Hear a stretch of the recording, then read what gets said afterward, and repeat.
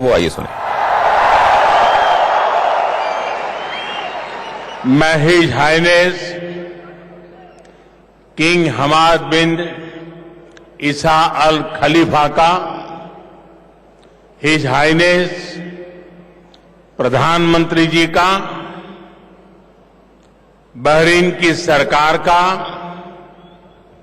यहां के लोगों का भी इतना आदर सत्कार देने के लिए हृदय से बहुत आभार व्यक्त करता हूं।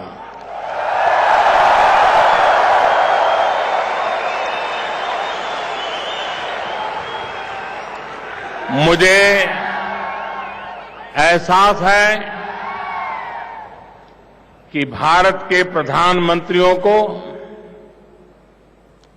बहरीन पहुंचने में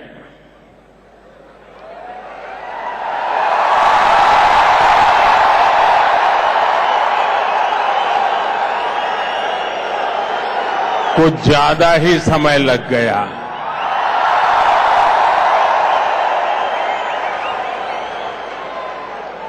लेकिन बहरीन में आने वाले पहले भारतीय प्रधानमंत्री होने का सौभाग्य भी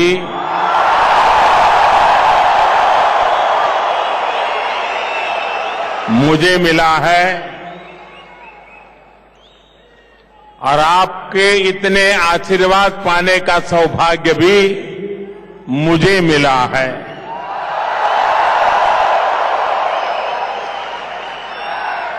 ऐसा लगता है कि परमात्मा ने बहुत सारे काम मेरे लिए ही बाकी रखे हैं।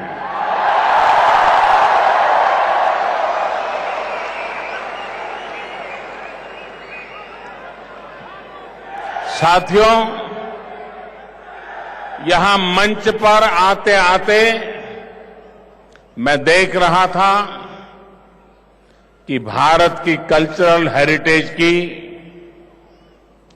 शानदार प्रस्तुति की जा रही थी। मलयालम हो, तमिल हो, तेलुगु हो, कन्नड़ हो, पंजाबी हो, भारत की हर भाषा, हर सुर की गूंज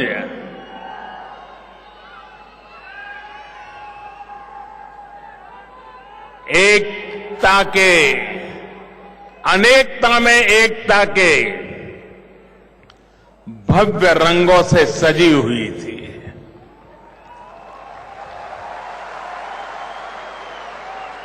भारतीयता की विविधता, भारतीयता के ही ये रंग, यही तो हमारी शक्ति है। भारत की यही इंद्रधनुषी छवि पूरी दुनिया को चकित करती है, आकर्षित करती है।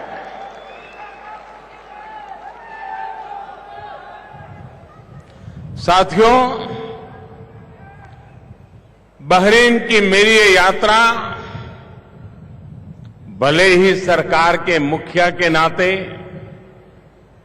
प्रधानमंत्री के तौर पर है, लेकिन मेरा मकसद यहां बसे भारतीयों से मिलना,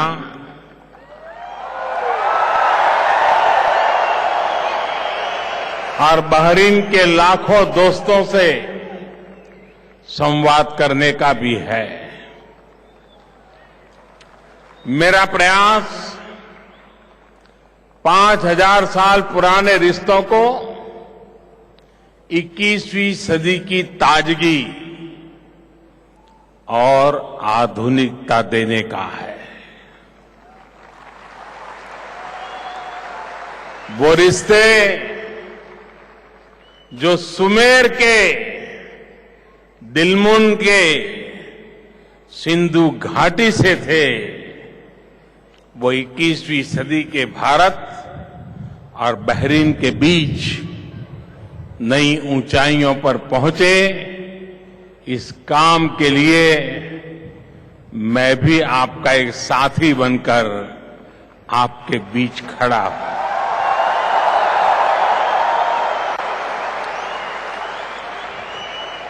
मैं बहरीन के लाखों साथियों को 130 करोड़ सपनों के न्यू इंडिया में नई अपॉर्चुनिटी, नए होराइजन की तरफ आमंत्रित करने आया हूं। 130 करोड़ सपनों के न्यू इंडिया में नई अपॉर्चुनिटी, नए होराइजन की तरफ आमंत्रित करने आया हूं।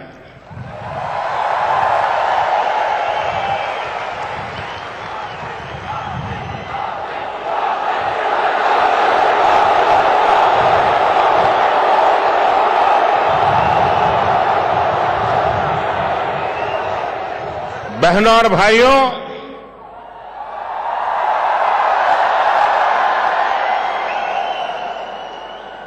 बहरीन से हमारे संबंध व्यापार और कारोबार के तो रहे ही है, इससे भी बढ़कर मानवीयता के रहे हैं, संवेदनाओं के रहे हैं, संस्कृति के रहे हैं, मूल्यों के रहे हैं। हजारों वर्षों से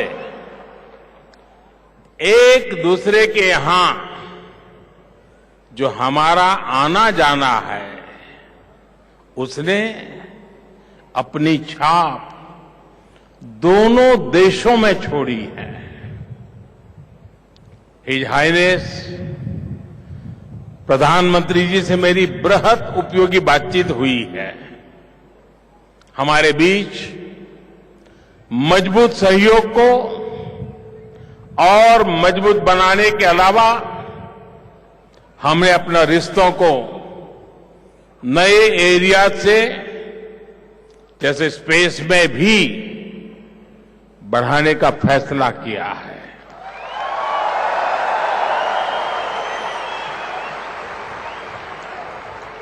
हिज मैजेस्टी द किंग से मुलाकात के लिए मैं बहुत ही उत्सुक हूं।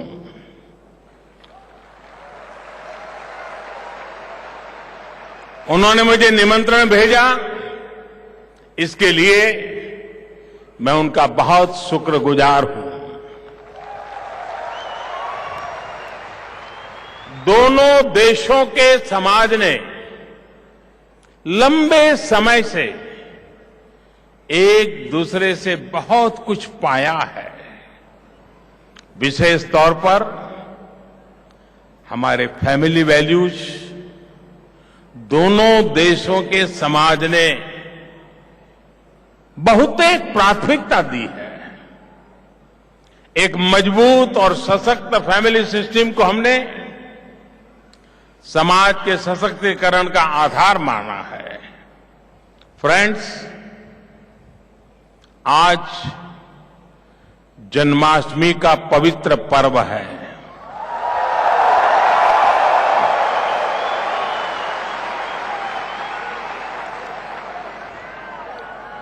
आपको भी और विश्व भर में फैले हुए भारतीय समुदाय को भी मेरी तरफ से श्री कृष्ण जन्मोत्सव की अनेक अनेक शुभकामनाएं।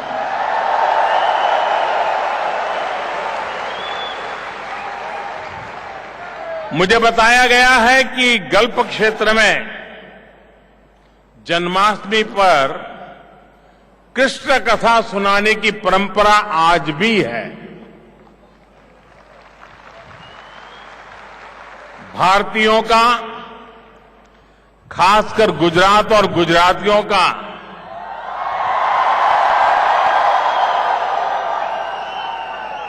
कृष्ण भगवान के प्रति जरा विशेष प्रेम है, विशेष श्रद्धा है। आज भी गुजरात के गांव में श्री कृष्ण का स्मरण करते हुए रासलीला की परंपरा चलती है और गुजरात से बहरीन का पुराना संपर्क है।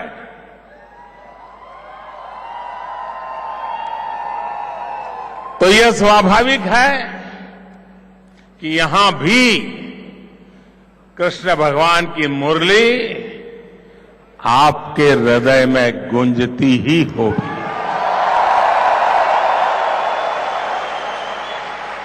यहां भी द्वारकाधीश के प्रति सद्भाव हो,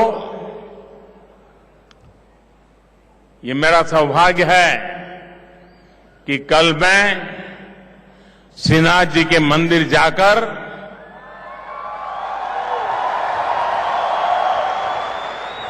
आप सबकी और आपके मेजबान देश की समृद्धि और शांति के लिए प्रार्थना करूंगा।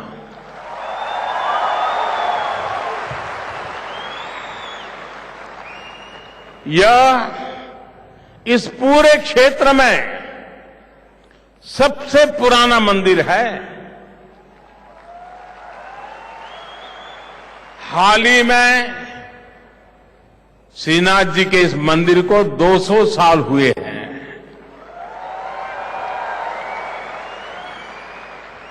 मुझे जानकारी है कि किस प्रकार श्रद्धा और उल्लास के साथ आपने और भारत से आए भक्तों ने यह अवसर मनाया। यह भी खुशी की बात है कि कल इस मंदिर के पुनर्विकास का काम भी औपचारिक रूप से शुरू किया जाएगा।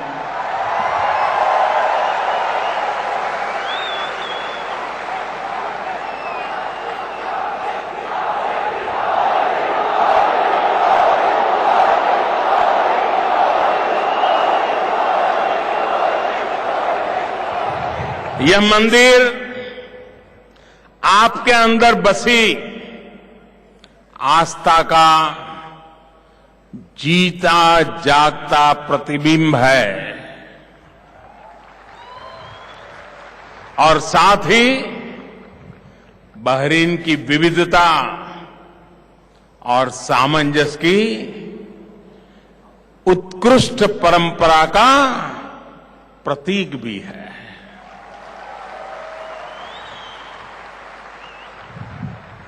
वहां अनेक लोगों से मेरी बातचीत हुई है। जो मैंने देखा, जो मैंने सुना, उसके आधार पर मैं कह सकता हूं कि बहरीन के समाज ने भारतीय आस्था परंपरा को बहुत सहज करके रखा है।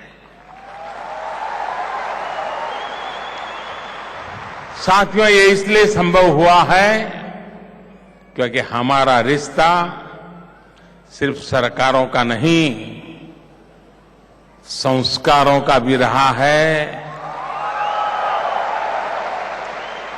समाज का भी रहा है। बहरीन की ग्रोथ स्टोरी में आपका बड़ा रोल है।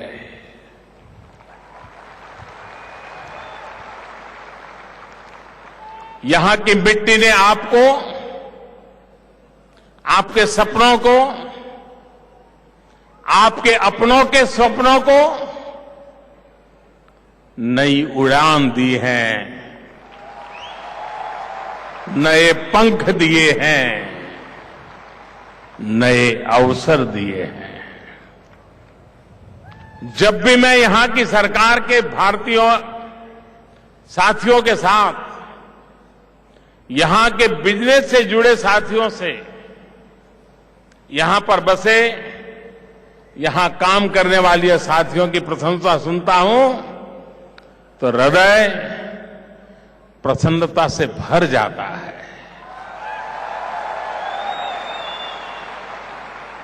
आज भी रॉयल हाइनेस यहां के प्रधानमंत्री जी आप लोगों की इतनी तारीफ कर रहे थे, इतनी तारीफ कर रहे थे।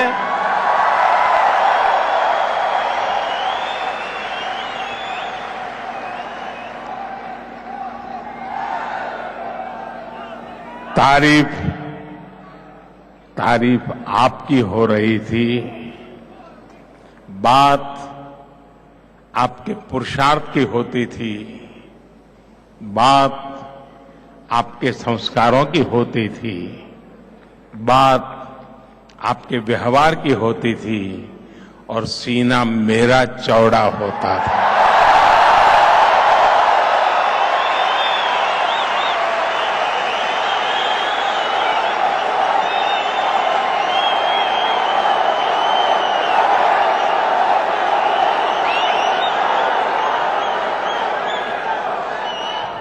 भारतीयों की ईमानदारी, निष्ठा, कर्मशीलता और यहां के सामाजिक आर्थिक जीवन में आपके योगदान को लेकर यहां पर अपार सद्भावना है।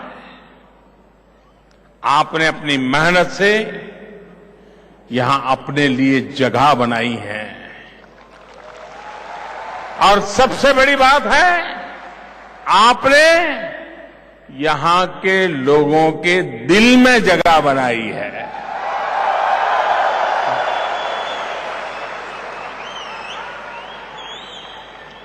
इस गुडविल को हमें और मजबूत करना है।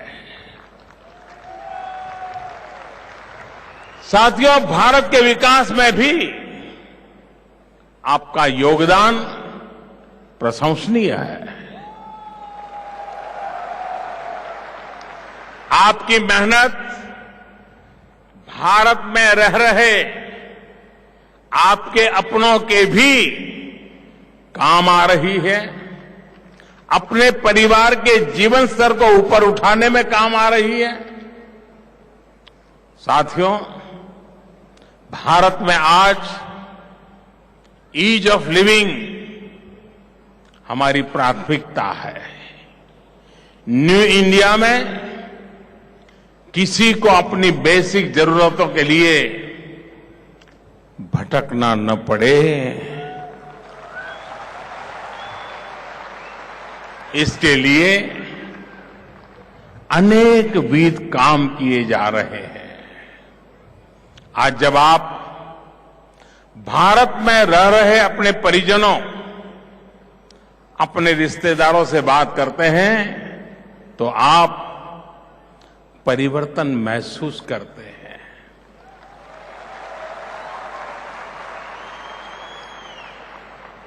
मैं जरा आपसे पूछना चाहता हूं, पूछ लूं?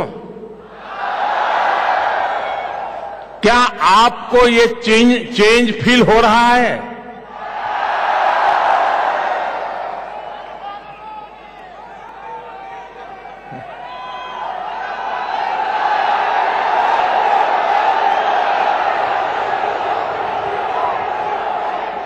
भारत के तेवर और कलेवर बदलते दिख रहा है, पक्का दिख रहा है। भारत और भारतीयों का सेल्फ कॉन्फिडेंस बढ़ा है कि नहीं बढ़ा है? माथा ऊंचा कर करके जी रहे हैं कि नहीं जी रहे हैं? आंख में आंख मिलाकर बात कर रहे हैं कि नहीं कर रहे हैं?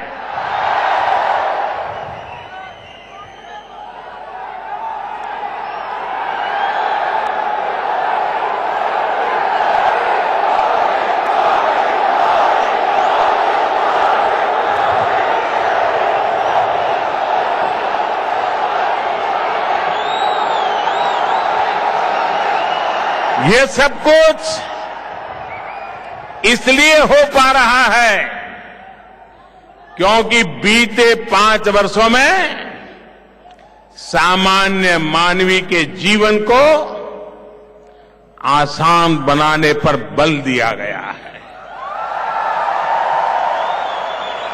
देश के करोड़ों गरीब परिवारों के लिए घर बनाए गए, घरों में टॉयलेट, बिजली, गैस कनेक्शन, ऐसी हर मूलभूत सुविधा पहुंचाने का हमने बीड़ा उठाया। आज भारत का लगभग हर परिवार बैंकिंग से जुड़ा हुआ है। मोबाइल फोन, इंटरनेट भारत के सामान्य से सामान्य परिवार की पहुंच में है। दुनिया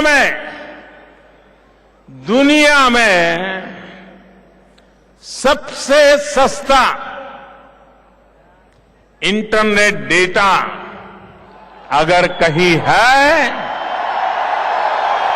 तो वो भारत में है।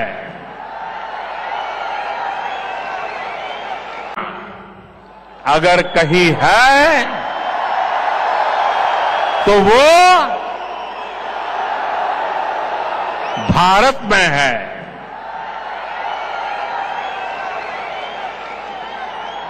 आज भारत में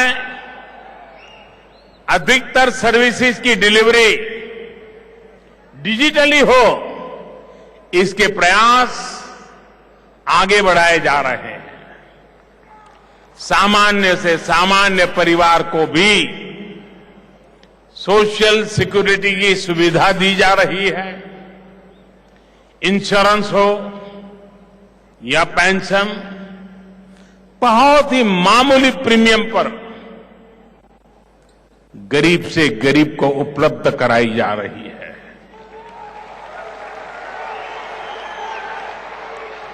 इतना ही नहीं, करीब 50 करोड़ भारतीयों को 5 लाख रुपए तक के मुफ्त इलाज की व्यवस्था भी की गई है।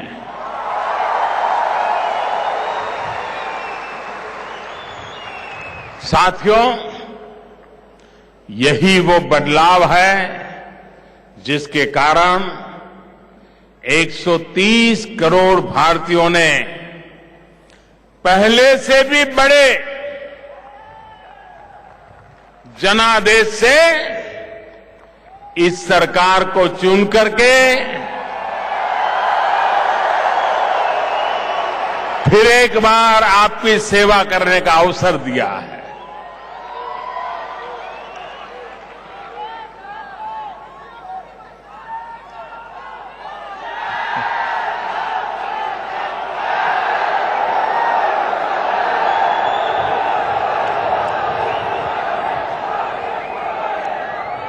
हर भारतीय को ये विश्वास हुआ है कि भारत के सपने पूरे हो सकते हैं,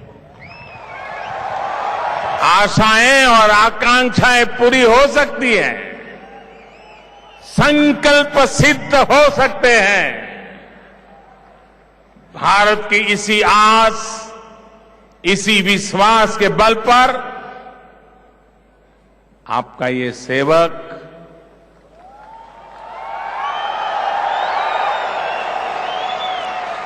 नए संकल्पों को सिद्ध करने में जुटा है।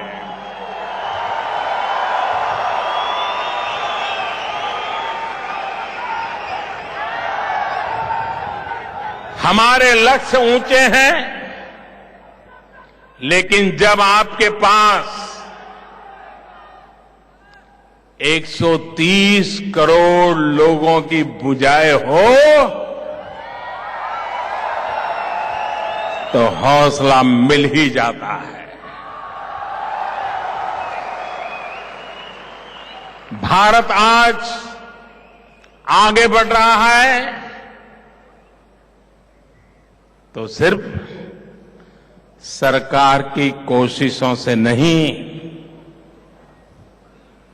बल्कि करोड़ों भारतीयों की भागीदारी से आगे बढ़ रहा है।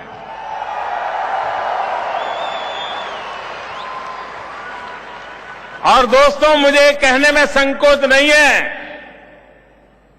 और मैं सर झुका करके कहना चाहता हूं, सरकार सिर्फ स्टीयरिंग पर है, सरकार सिर्फ स्टीयरिंग पर बैठी हैं, एक्सेलेटर पर देश की जनता का हौसला।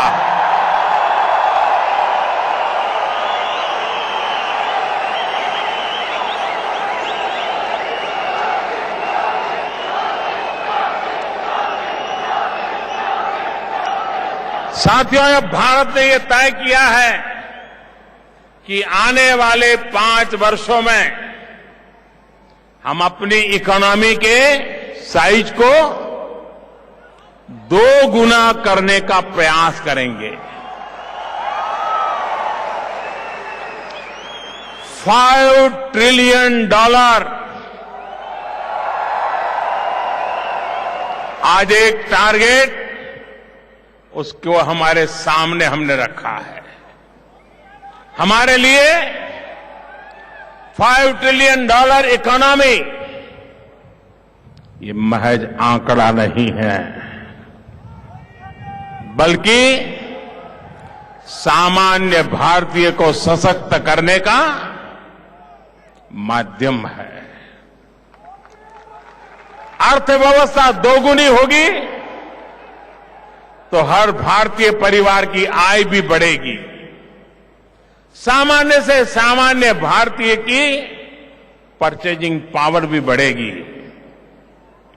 भाइयों और बहनों, $5 ट्रिलियन के इस पड़ाव तक पहुंचने के लिए हमारे पास पोटेंशियल भी है और प्लान भी है।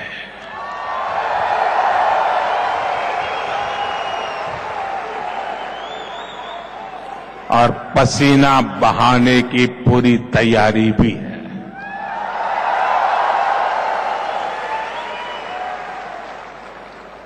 इस लक्ष्य को हासिल करने के लिए हमने अभी काम शुरू नहीं किया है, लेकिन बीते 5 वर्षों में एक मजबूत नींव बना चुके हैं। हर ग्लोबल रैंकिंग में आज भारत व्यापक सुधार कर रहा है। वर्ल्ड इंटेलेक्चुअल प्रॉपर्टी ऑर्गेनाइजेशन की ग्लोबल इनोवेशन इंडेक्स की रैंकिंग, वर्ल्ड इकोनॉमिक फोरम की ग्लोबल कॉम्पिटिटिवनेस इंडेक्स, अंकटाड द्वारा लिस्ट किए गए 10 एफडीआई डेस्टिनेशन में भी भारत ने सुधार किया है। ईज ऑफ डूइंग बिजनेस में भी हमारा लक्ष्य टॉप 50 देशों में आने का है। इसी का परिणाम है कि आज रिकॉर्ड स्तर पर भारत में एफडीआई फॉरेन डायरेक्ट इन्वेस्टमेंट आ रहा है। मुझे विश्वास है कि बहरीन के हमारे दोस्त भी भारत में निवेश के इस अभूतपूर्व माहौल का लाभ उठाने के लिए और अधिक उत्सुक होंगे। साथियों, आज भारत में फिजिकल और डिजिटल इंफ्रास्ट्रक्चर क्षेत्र में अभूतपूर्व काम हो रहा है। Roadways, highways, railways, airways, waterways, highways, इन सब का जाल बिछाया जा रहा है। आने वाले 5 वर्षों में देश के इंफ्रास्ट्रक्चर सेक्टर में 100 लाख करोड़ रुपए के निवेश का टारगेट रखा गया है।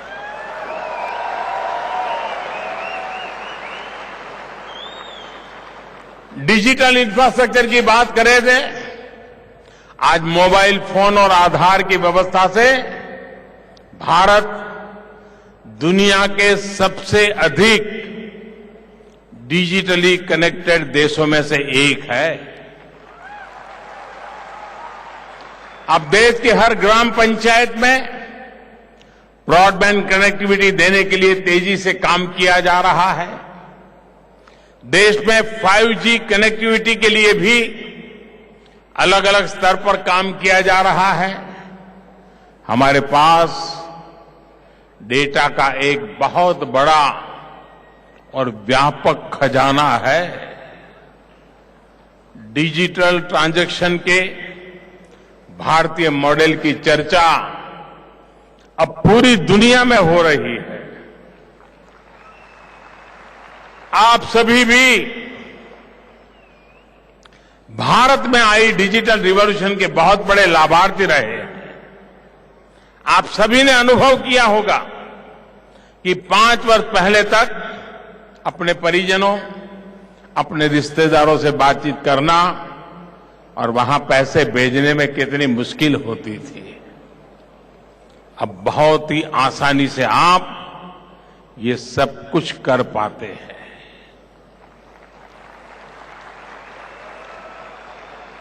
Bhim app, BHIM, Bhim app, UPI और जनधन खाते जैसी सुविधाओं ने भारत में बैंकिंग को सामान्य मानवी के लिए सुलभ कर दिया है। हमारा रुपे कार्ड अब पूरी दुनिया में ट्रांजैक्शन का एक पसंदीदा माध्यम बन रहा है। अब हमारे रुपे कार्ड को दुनिया भर के बैंक और सेलर स्वीकार कर रहे हैं। मुझे खुशी है कि बहरीन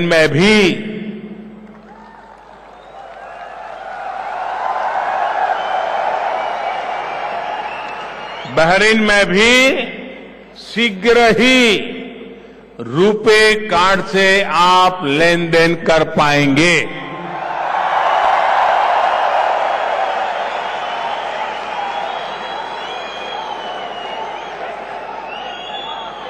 आज यहां पर रुपे कार्ड के इस्तेमाल के लिए MOU साइन किया गया है और इससे आपको कैशलेस ट्रांजैक्शन की सुविधा तो मिलेगी ही, आगे हमारा इरादा है कि रुपे कार्ड के जरिए आपको भारत में अपने घर पैसे भेजने की सुविधा भी मिल जाए और जिससे पैसे भेजने का खर्चा कम हो और ट्रांजैक्शन भरोसेमंद भी हो। अब आप बहरीन के अपने दोस्तों को भी कह सकेंगे कि पे विथ रुपे, पे विथ, पे विथ, पे विथ। मित्र, कुछ समय पहले तक यहां रुपये का चलन था, यहां रुपया चलता था। अब थोड़े दिनों बाद यहां रुपे कार्ड चलना शुरू हो जाएगा।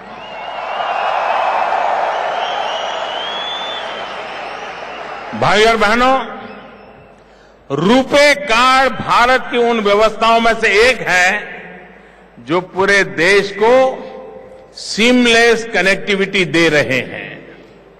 आज सीमलेस मोबिलिटी के लिए Bharat one nation one card की तरफ आगे बढ़ रहा है।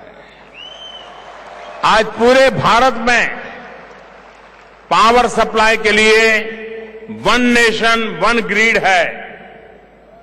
पूरे भारत के लिए GST के रूप में वन नेशन वन टैक्स है। ऐसी तमाम व्यवस्थाएं हैं जो भारत में जीवन और कारोबार को आसान बनाने के लिए बनाई जा रही है।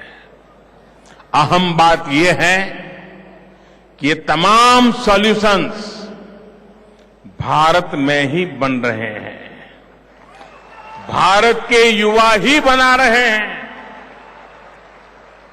आज Bharat local solution for global application, local solution for global application, इस कंसेप्ट पर गंभीरता से काम कर रहा है। साथियों, भारत ने दुनिया के सामने अपने सामर्थ्य को दिखाया है। आज भारत का टैलेंट भारत की वैश्विक पहचान बन रहा है। भारत के लिए भी और दुनिया के लिए भी ऐसे चमत्कार कर रहा है जिसको लेकर हर कोई अचंभित है।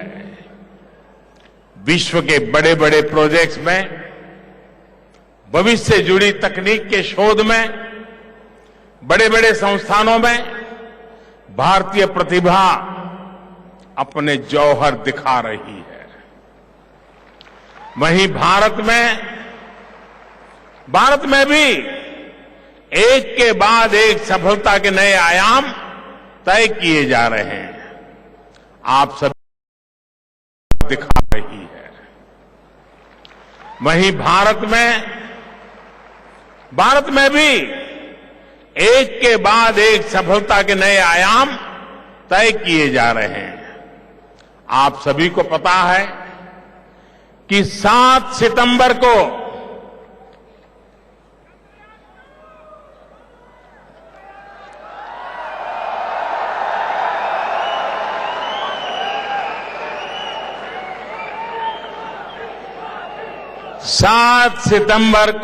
भारत का चंद्रयान चंद्रमा की सतह पर उतरने वाला है।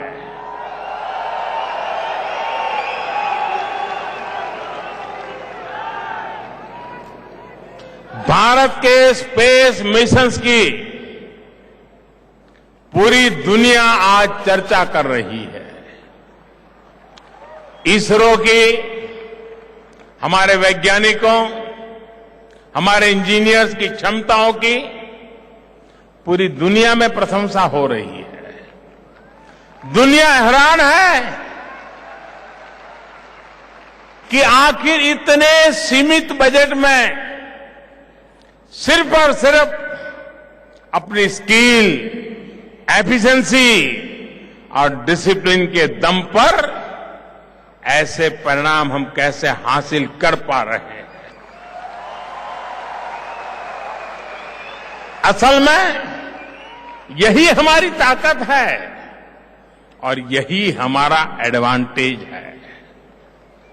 हम बड़े काम, बड़े लक्ष्य को हासिल करने के लिए सिर्फ बजट पर नहीं बल्कि बेजोड़ इच्छा शक्ति पर भरोसा करते हैं।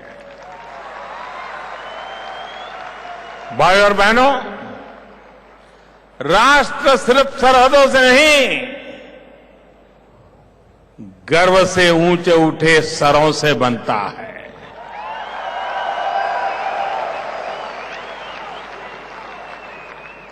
पिछले 5 साल में हमारी कोशिश रही है कि देश से 130 करोड़ भारतीयों के साथ ही विदेश में रहने वाले करोड़ों भारतीयों का सिर हमेशा हमेशा के लिए ऊंचा रहे।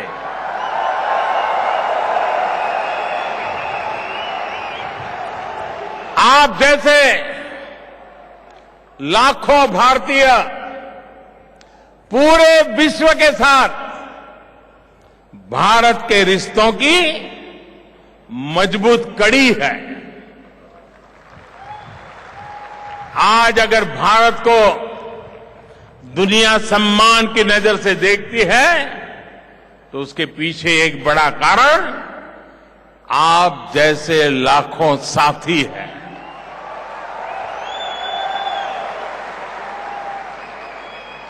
मैं आपको आश्वस्त करता हूं कि भारत सरकार जिस तरह आपके अच्छे बुरे वक्त में आपके साथ खड़ी रही है, आगे भी पूरी मजबूती के साथ आपकी सेवा के लिए तैयार मिलेगी।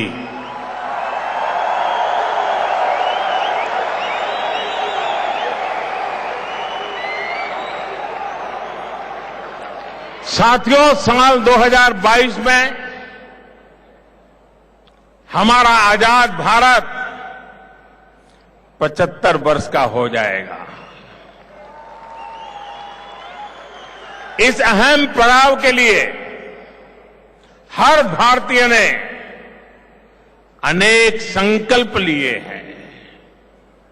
मेरा आपसे भी आग्रह रहेगा कि आप भी अपने स्तर पर कुछ नए संकल्प लेकर चलें। जैसे आप तय करें कि हर व्यक्ति हर वर्ष अपने कुछ बेहतरीन दोस्तों को इंडिया टूर के लिए मोटिवेट करेंगे।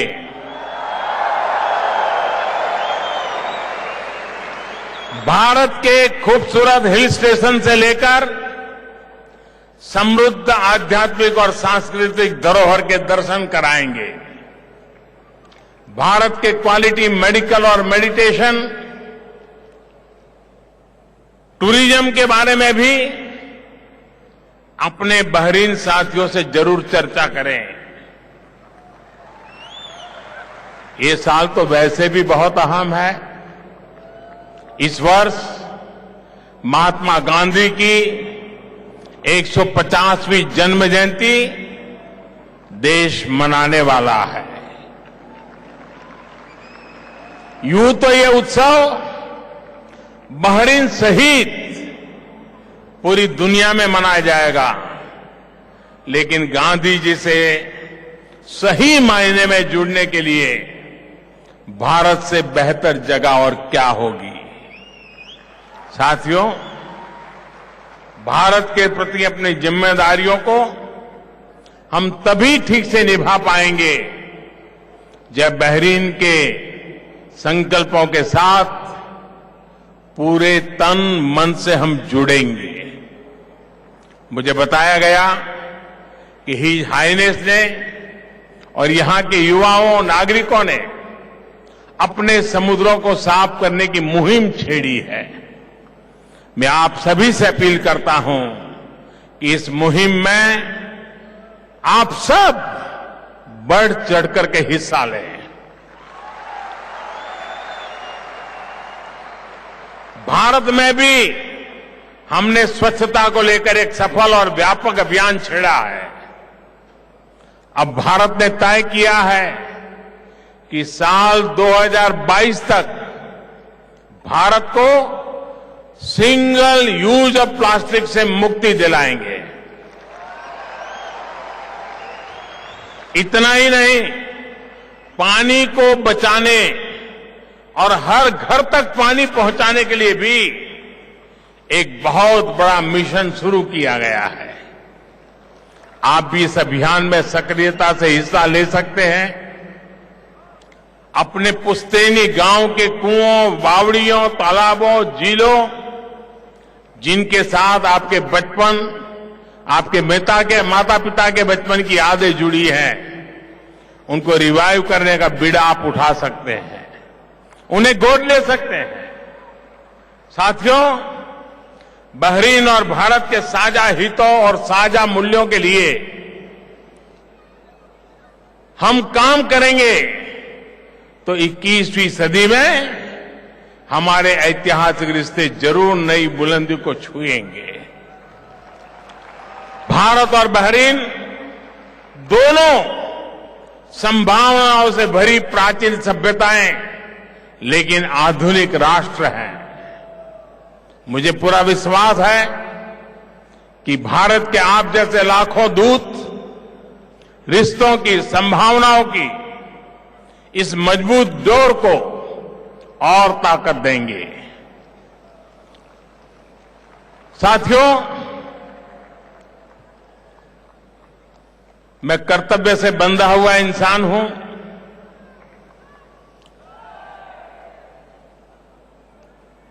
एक तरफ बहरीन उत्साह और उमंग से भरा हुआ है। देश जन्माष्टमी का कृष्ण जन्म का उत्सव मना रहा है, उस पल मेरे भीतर एक गहरा शोक, एक गहरा दर्द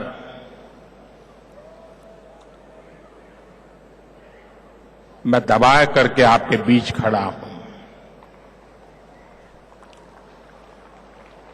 विद्यार्थी काल से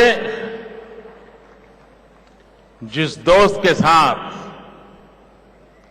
सार्वजनिक जीवन के एक के बाद एक कदम हम मिलकर के चले, राजनीतिक यात्रा साथ साथ चली, हर पल एक दूसरे के साथ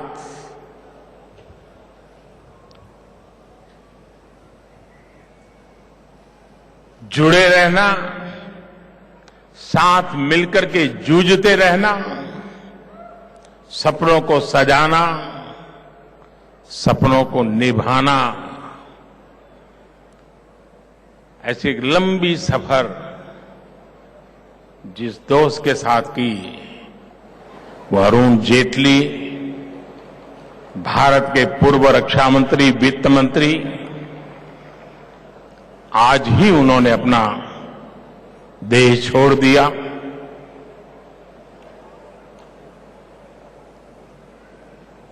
मैं कल्पना नहीं कर सकता हूं कि मैं इतना दूर यहां बैठा हूं और मेरा एक दोस्त चला गया।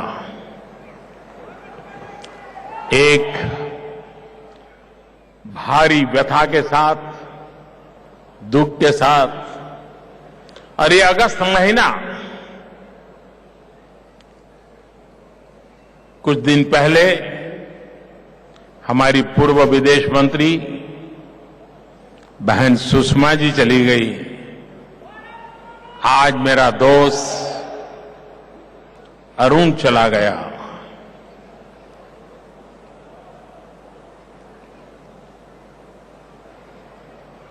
बड़ी दुविधा की पल है मेरे सामने। एक तरफ कर्तव्य भाव से बंधा हुआ हूं, दूसरी तरफ दोस्ती का एक सिलसिला भावनाओं से भरा हुआ है। मैं आज बहरीन की धरती से भाई अरुण को आदरपूर्वक श्रद्धांजलि देता हूं, उनको नमन करता हूं, उनके परिवारजनों को इस दुख की घड़ी में ईश्वर शक्ति दे, ये प्रार्थना करता हूं। और एक बार फिर यहां आने के लिए, मुझे बातचीत का अवसर देने के लिए बहरीन के मेरे प्यारे भाइयों बहनों, आपका हृदय से बहुत बहुत आभार व्यक्त करता हूं।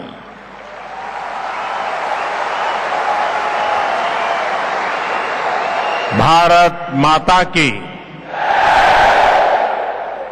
भारत माता की,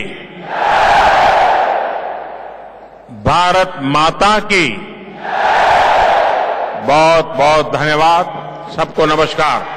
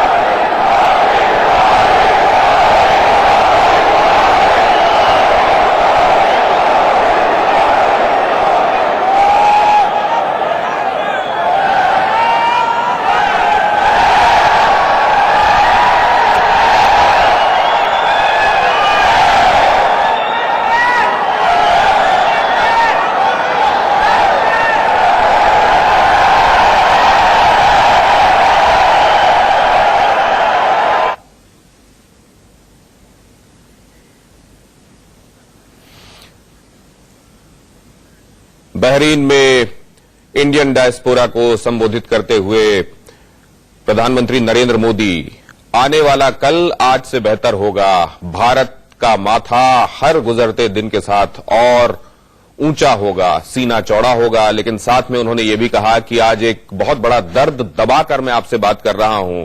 अरुण जेटली मेरा भाई तब मुझसे दूर हो गया जब मैं देश में भी नहीं हूं।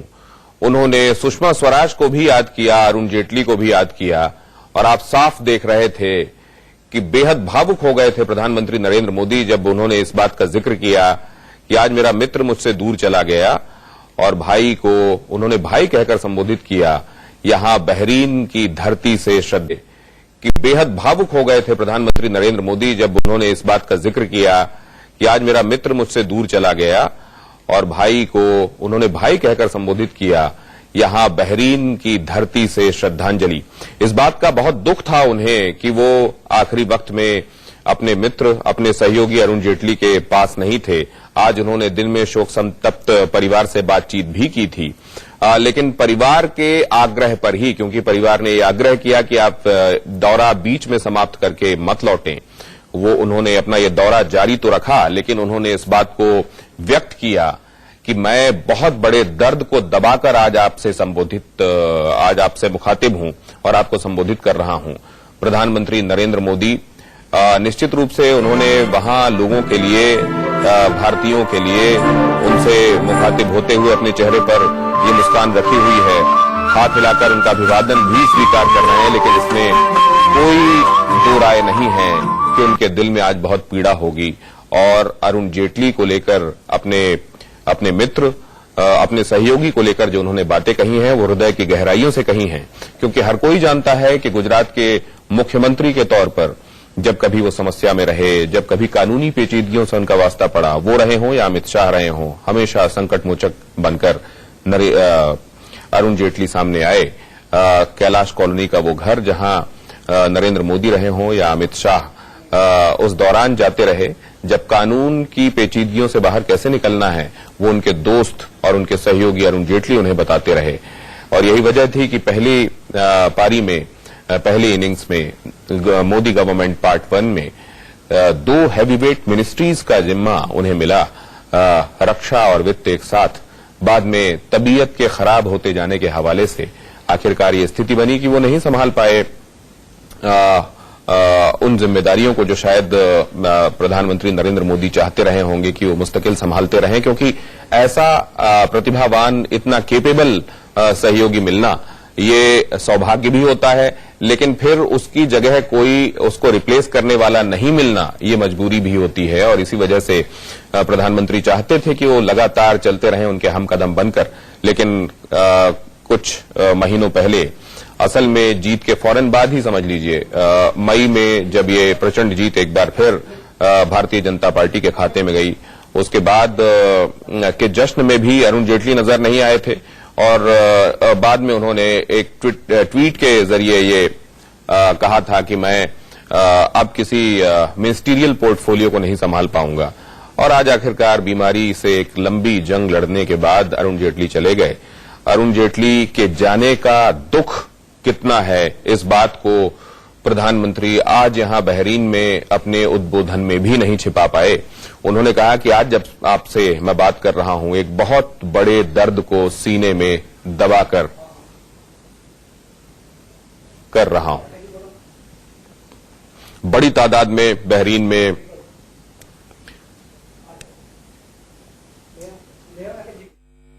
आपने जिस तरह से मेरा स्वागत किया, मुझे तो एक बार लगा कि मैं भारत के ही किसी भाग में हूं।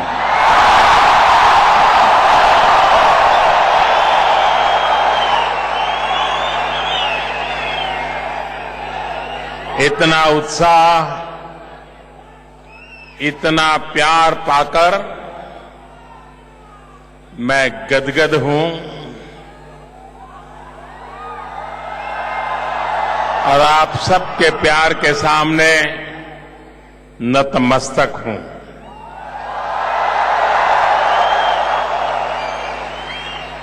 मैं हिज हाइनेस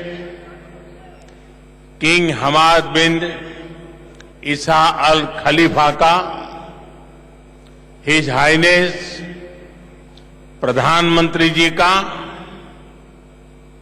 बहरीन की सरकार का, बहरीन उत्साह और उमंग से भरा हुआ है। देश भारत माता की लेकिन आधुनिक राष्ट्र है। मुझे पूरा विश्वास है कि भारत के